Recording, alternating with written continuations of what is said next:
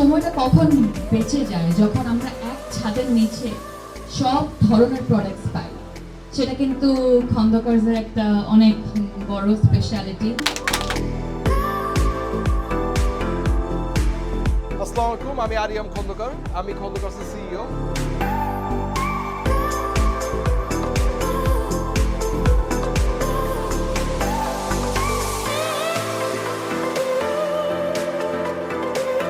অনেকগুলো ছেলেদের জিনিস পার করে ফাইনালি একটু মেয়েদের দিকে আসলাম। এখন দেখছি আমার কোনটা পছন্দ হয়, কোনটা নিব।